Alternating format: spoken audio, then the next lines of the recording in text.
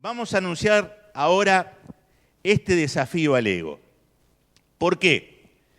Porque todo lo que tiene que ver con la historia que estamos analizando, con la biografía de Abraham, tiene que ver con el padre de la fe, es decir, el modelo para el cual nosotros debemos espejar nuestra vida, y tiene que ver con todo lo que él vivió y con todo su entorno y con todas las lecciones que tienen que ver con una vida espiritual genuina, disfrutable, a la altura del padre de la fe.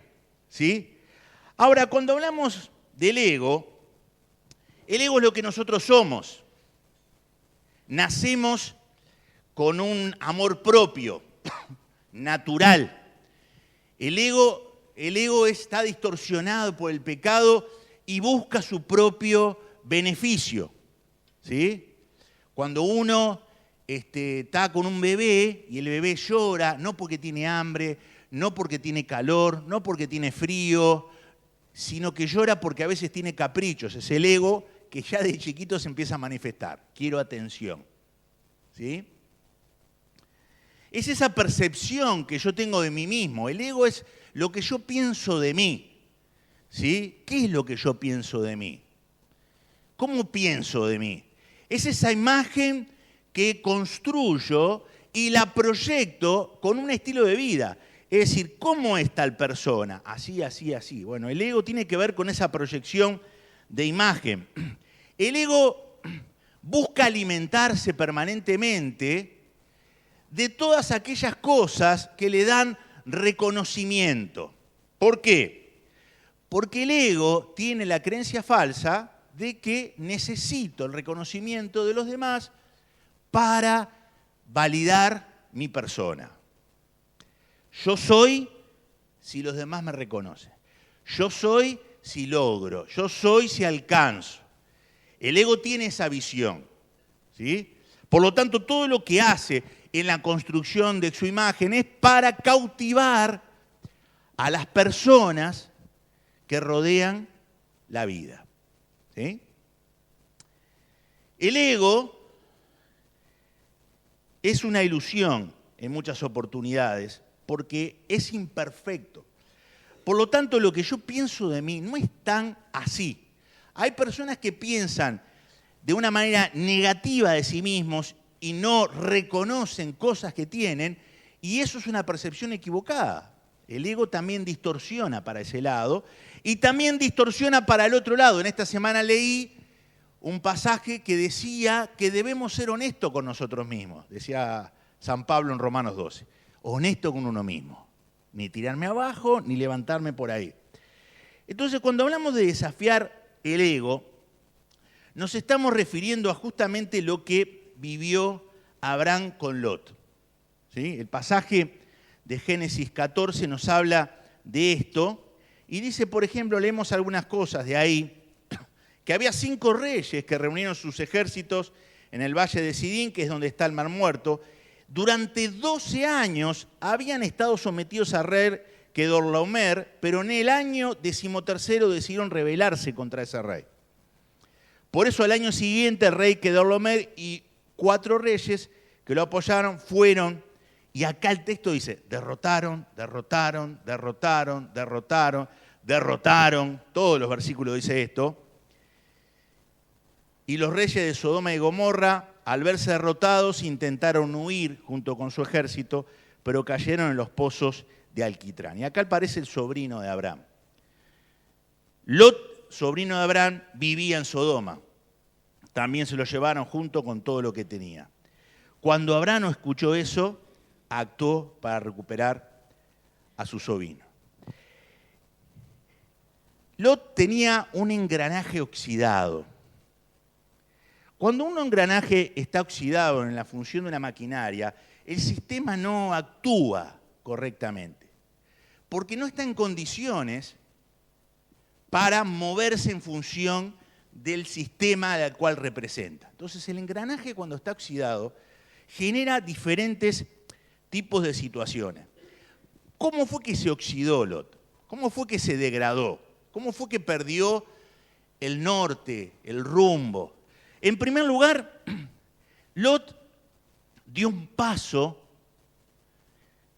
en función de su deterioro, cuando empezó a elegir la tierra, y eso lo vimos, la tierra que Abraham le dijo, bueno, elegí cuál tierra querés, y dice que él vio que esa tierra, de este lado, de este valle, era una tierra fácil de trabajar, era una tierra linda, era rica, y ahí aparece el ego. Pienso en mí nada más. ¿Sí? Se centra la vida en mí, en mi beneficio. ¿Sí? Y ahí aparecen problemas en la familia, con los problemas de herencia y con los problemas de repartos de dinero, porque cada uno piensa en su propio ego. Y esta ciudad, dice que a los ojos de Dios era muy maligna y pecaminosa. Y Lot sabía todo esto. Sin embargo, como cuando vos das un paso al deterioro y no le das oportunidad a la generosidad, al decir, no tío, a vos te corresponde elegir, yo me quedo con lo que tengo, o lo que me parece, porque vos fuiste el llamado, yo no.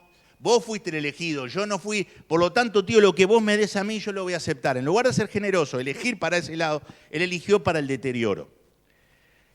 Empieza a acercarse a la ciudad, y no solo empieza a acercarse a la ciudad, sino que empieza a alimentar ese ego con toxinas peligrosas.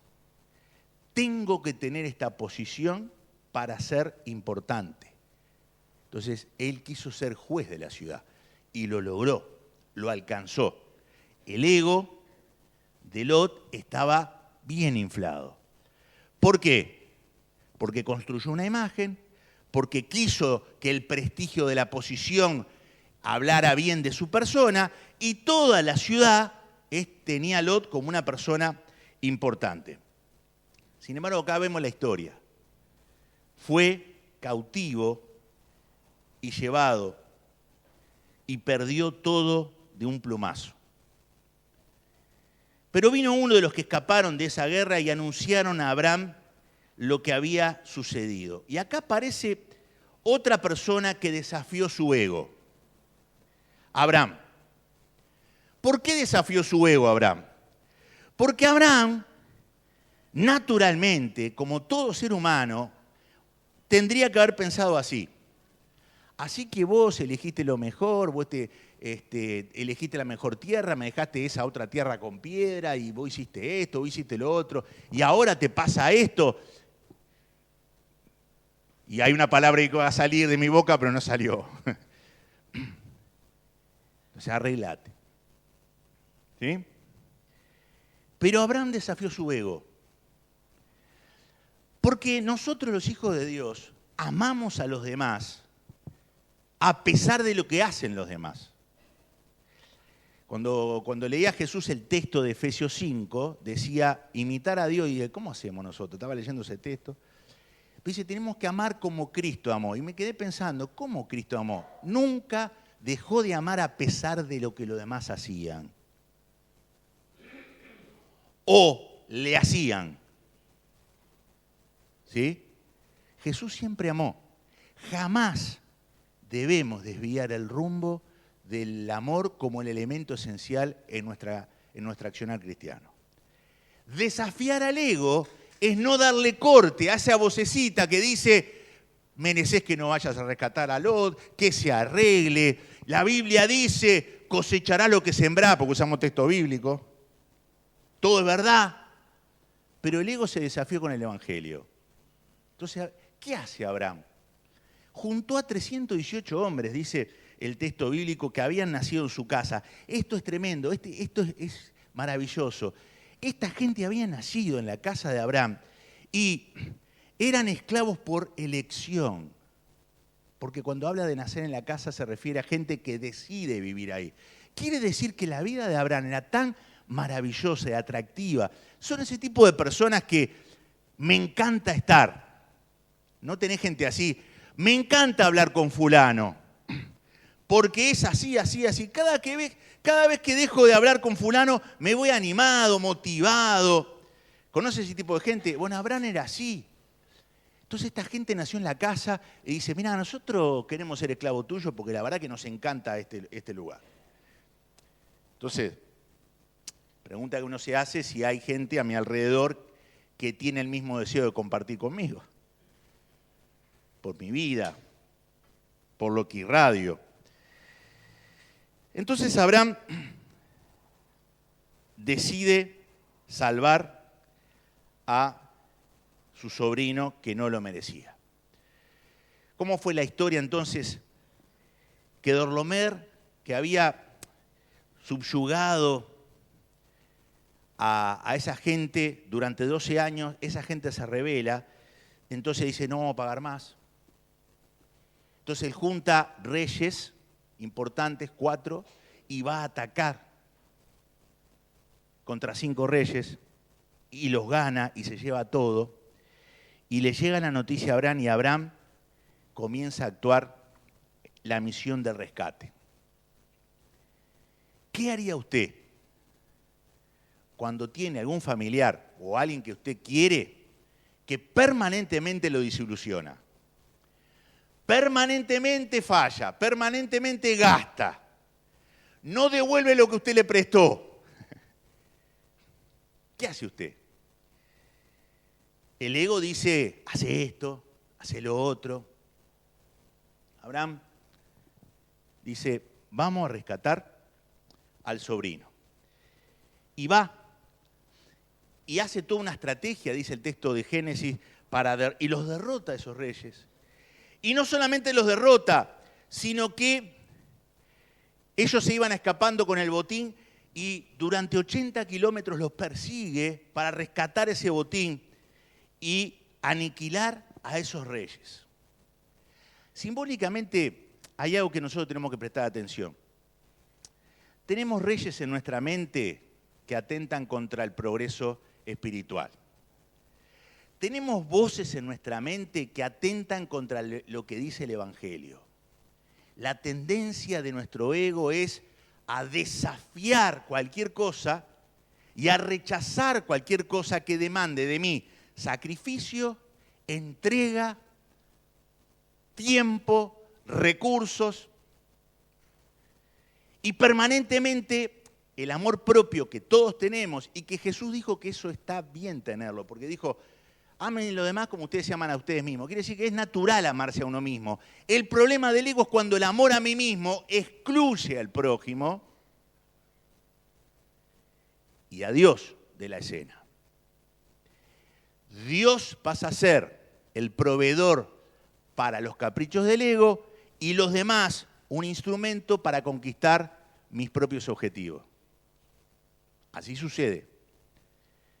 Todo lo que usted observa en las ventas, en marketing y demás, son mensajes al ego. Detrás de esos mensajes hay gatillos mentales, que el gatillo, ¿estudió alguna vez eso? Gatillo mental de la urgencia. Si usted tiene este producto y si no lo compra ahora y dentro de 10 minutos no sé cuánto y va a salir tanto, y además si usted compra ahora le regalamos tanto, pero si no lo compra ahora no le vamos a regalar, la urgencia. El ego se siente desafiado para que usted compre. ¿Sí? El atractivo apunta a seducir. Esa parte que usted es, ¿sí? Y que busca siempre su beneficio. Ahora llegamos al Evangelio y el Señor nos dice que hay que negarse a uno mismo. Y acá es un desafío al ego. ¿Por qué? Luis, tenés que dejar esa mentalidad de vos, y empezar a desafiarte a poder extender tu influencia y ser de bendición a otras personas. Matá esos reyes en tu cabeza. Y acá Abraham se encuentra con eso. ¿Cuál es el gran problema de una persona que cae en decadencia? Es una persona que no escucha. Es una persona que no tiene apertura para que su ego sea desafiado. Porque en los vínculos íntimos que tenemos, hay personas que nos quieren, que señalan cosas de nuestro ego, que los perjudican, los lastiman o no le agradan. Y la persona que escucha eso, yo, vos, quien sea, Si tiene una actitud cerrada y terca, lo que la Biblia llama necedad, es una persona que cae en las consecuencias como Lot. No prestar atención, no escuchar. Yo tengo la razón, yo sé, a mí que me venís a enseñar, son frases del ego. A esta altura de mi vida, son frases del ego. Pero negarse a uno mismo es, necesito que me digas qué cosa yo tengo que cambiar. ¿Qué cosa yo debo llevar a la cruz? ¿Qué cosa yo debo matar en mi vida? Lo necesito. No es una amenaza que su esposa le diga algo que a usted no le gusta. Es una ayuda. Si usted lo ve como amenaza es porque está defendiendo su ego.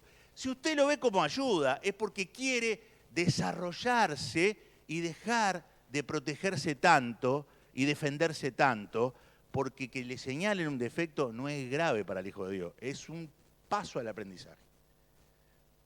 Eso no tiene nada que ver con la sociedad. Ahora, Abraham logra la victoria y un rey, o sea, le ofrece un montón de riqueza, es uno de los reyes que él había liberado. Y dice esto Abraham, Abraham es maravilloso en lo que hace y dice, por eso es el padre de la fe. Desde un hilo hasta una correa de calzado, nada tomaré de lo que es tuyo, para que vos no digas yo te enriquecí. Para que vos no digas yo le enriquecí a Abraham. Porque Abraham sabe que ciertas personas utilizan la información para su beneficio. Entonces Abraham dice, yo no estoy en esta vida para eso. Yo creo y confío que el Señor me da las riquezas o el progreso y de ahí viene la situación y el cambio. Por lo tanto, yo no voy a esperar que recibir de vos cuando yo sé que vos vas a actuar de esa manera. Entonces dice, no voy a tomar nada. Del Señor viene todo. Como San Pablo dice, que la palabra no sea blasfemada y que nadie hable mal del Señor por mi decisión. Abraham no aceptó. Con ese dinero podía dejar la carpa e irse a un country con pileta, con mucamos. Y él dijo, no, porque acá yo estoy para representar al Señor. Y esto, la veo venir, va a redundar en esta situación. Esto es lo que es una persona que tiene en claro su rol en la tierra.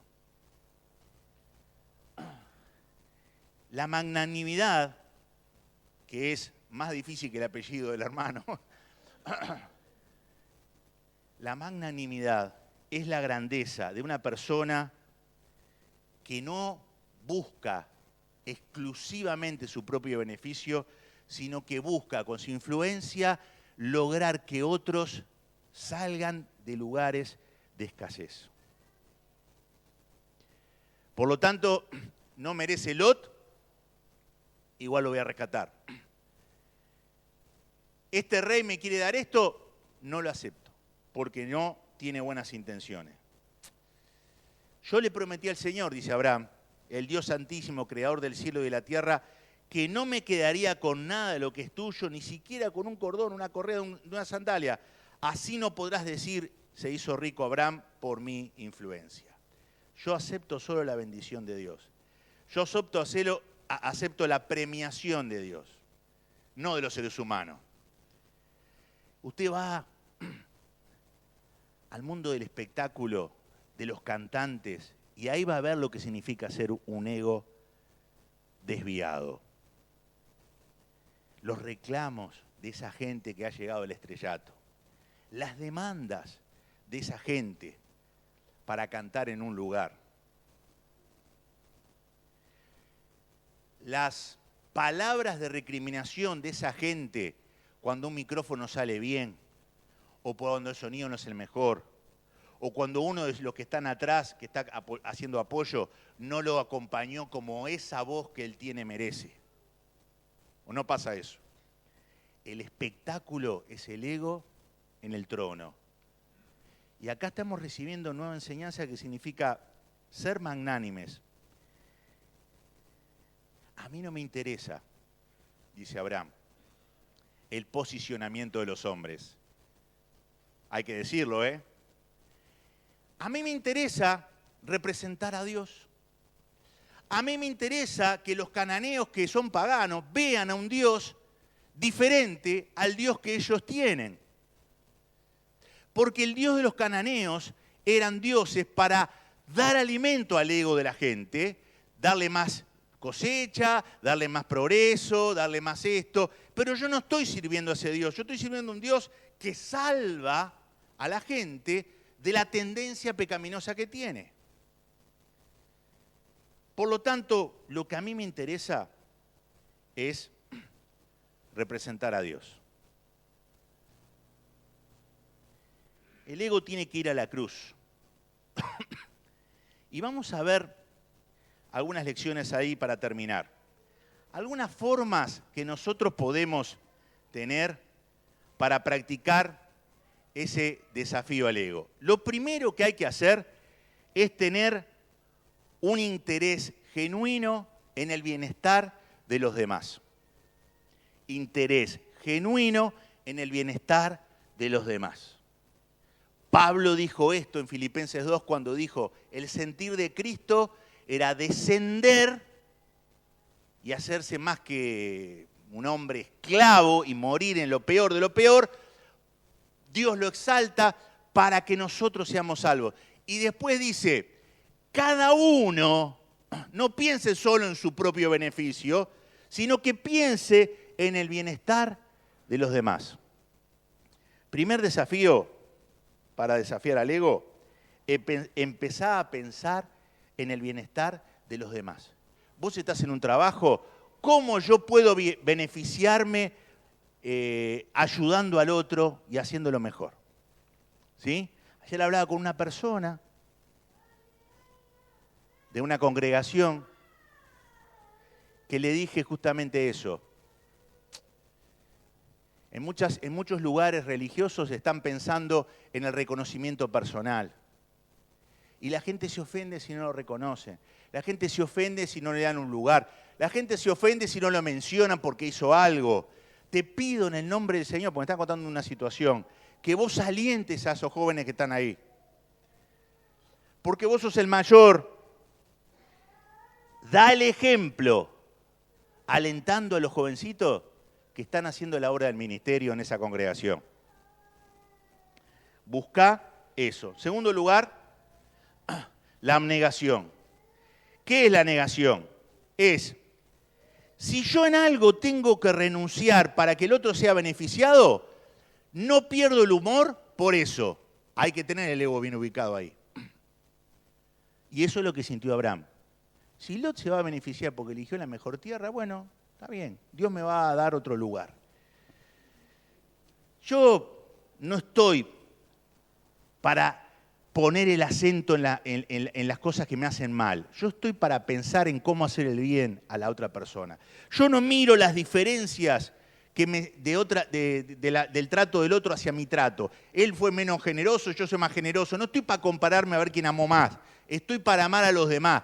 Eso es abnegación. No me importan muchas cosas de mí, porque Dios es el que me levanta. Dios es el que me pone en alto. A Dios le estoy sirviendo. Abnegación. Ayer recibí un audio de una persona que leyendo los devocionales que le mandamos de otro país, me dice, me tocó lo que dijiste eso de renunciar.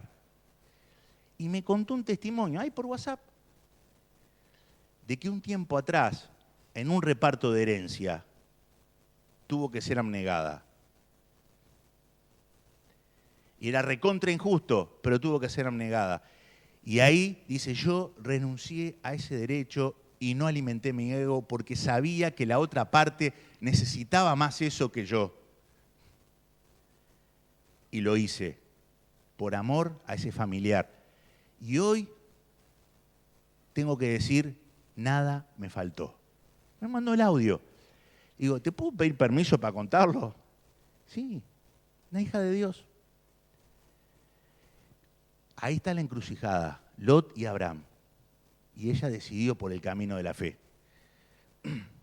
Y salta el Luis, el ego, que dice, pero no está bien eso. Sí, es cierto, no está bien. La justicia no era esa decisión que ella tomó. Lo justo era que cada uno le tocaba su parte. Pero en esa situación ella optó por la compasión.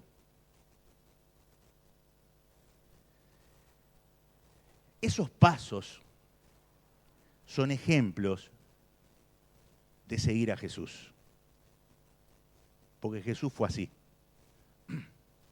Ejemplo os he dado para que sigan mis pisadas. Jesús fue así. Y Jesús cedió su propio derecho a vivir para que nosotros tengamos vida.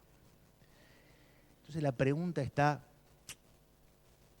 cuando se cruza el ego con el derecho y con la justicia y se cruza una necesidad, ¿para dónde inclino la balanza?